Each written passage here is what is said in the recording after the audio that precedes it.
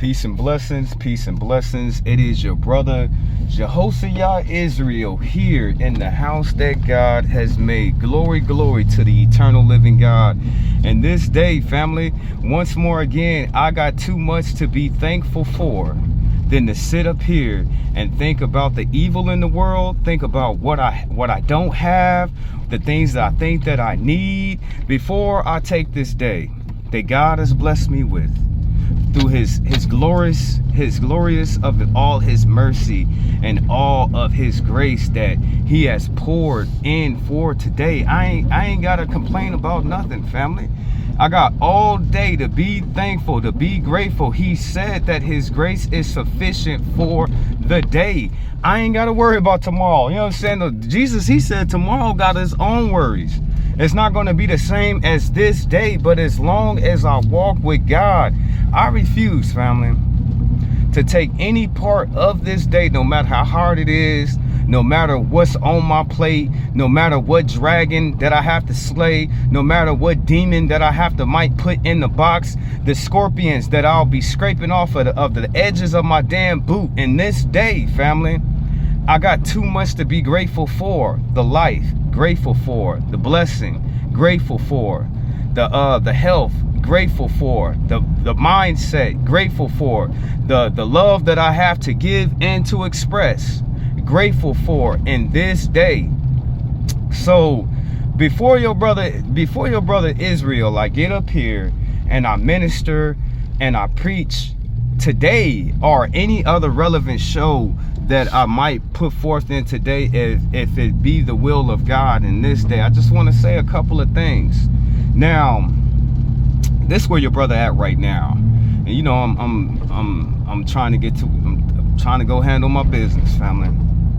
That's why I'm up early like this in the morning. I got to get it going. Too much, family.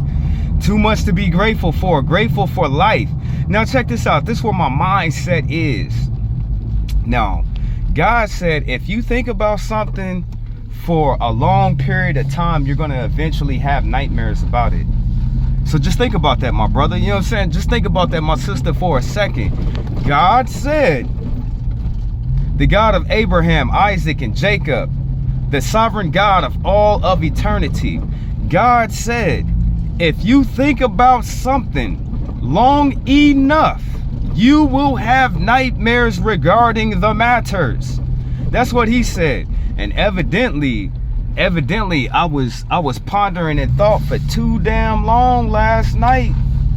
Or maybe it was the fact that I thought about it multiple times in the day. Or maybe it was just a hangering thought that was over my head that I didn't cast down and I did not rebuke in that day. So all I had last night was nightmares about my worries.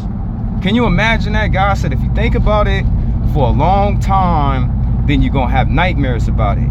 And this your brother early in the morning time, I was thinking about it. Maybe I wasn't thinking about it before I went to sleep. Maybe I thought about it too many times in the day. Dang, it's hot up in this car. Hold on. Get some air circulating up here. It's hot. So I had those nightmares last night, and it was over one situation that I was thinking about, family. Okay, could that happen? Could it take place? Yes, it could. It could happen and it could take place. But I'm just here today to tell you, my brothers and my sisters, my prophets and my prophetess, my priest and my priestess, my kings and my queens. If you think about it long enough, you're gonna start having nightmares about it. So why worry? You know what I'm saying?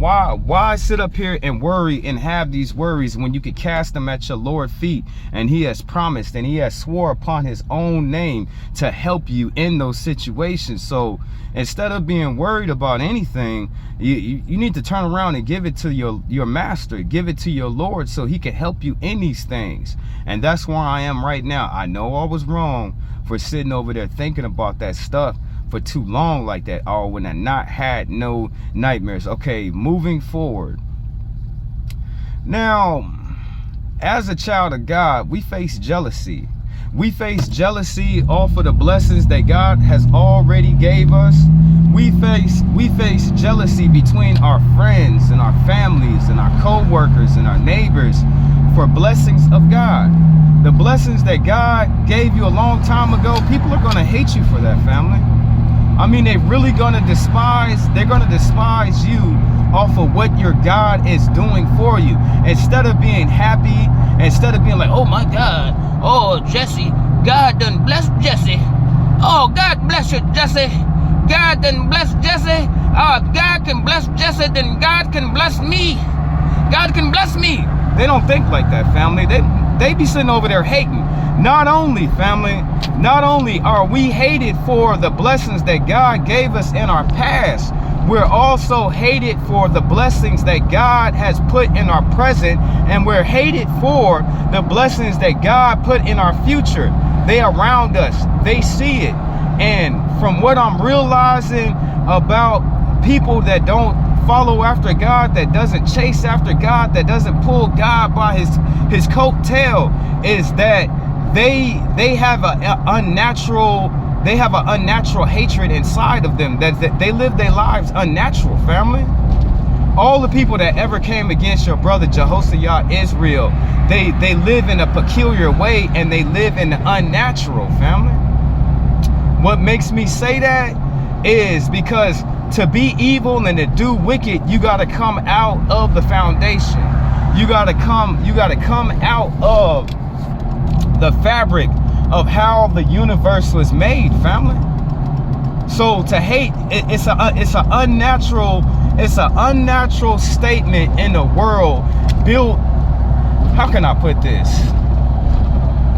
Yeah, I can still go on the same one. The unnatural hatred that they use towards other people. They live unnatural, family. The hatred that they have inside of their heart, they got to work 2 times to keep that stuff. It's unnatural in this world. So to be evil, they got to work 2 times harder to keep that evilness on them, because it's not natural in the foundation, in the fabric of the universe in this world. You know what I'm saying? It's an unnatural thing. You have to work extra hard to be this way. So it goes back into where I was preaching over how it is that we are hated for the blessings of God. You really got to be unnatural in this world to hate somebody for something that God has blessed them with. You gotta be unnatural and unfavored by God to automatically attack something or someone that you know that is good. So this is why I say that they live their lives in the unnatural, family. They got to work like they got to sit up here and work like 7 times hard to keep that evil inside of them, because it's unnatural in this world like that. They got to work really hard to be wicked. They got to work really hard to be evil. And you're a child of God, so you must remember, they're going to hate you for the blessings of God. They're going to hate you because God has entrusted you with so much in life. All his promises, family, the situations to where he puts you over people, you know what I'm saying? They've been hating you. A lot of people in your life, family, they've been hating you for a long time and you didn't even know it. You barely starting to see this unnatural hatred manifest itself in your life now. So I just want you to be aware and know that these people live in something that is it's not natural to this world like that. It is not, family. They got to work double harder. They got to work double harder just to keep all that hatred inside of their heart, because it's not natural in this world like that. To be evil and to be wicked is a choice, and they choose that. So one more thing, and I want to ask if you think that I am wrong. Now, some people, God, he comes to me, and I'm not a fortune teller, family. I don't do the tarot cards. I don't cast no lots. I don't talk to Miss Cleo. I don't believe, you know what I'm saying? I don't believe in voodoo and superstition and I don't do stuff like that, family. I believe in the power of God. I used to be superstitious before I knew God. All that black cat and crossing the pole and spitting on the broom, that was me, family, before I came to God. Now, Sometimes the people that are around me that I know, that I am associated to, that I'm acute to these people because they're around me. I know of them. I know their names. I know a little information about them. Now, you tell me if I'm wrong. If you tell me if I'm wrong. And this didn't happen several times to me. Now, God will tell me to tell somebody something.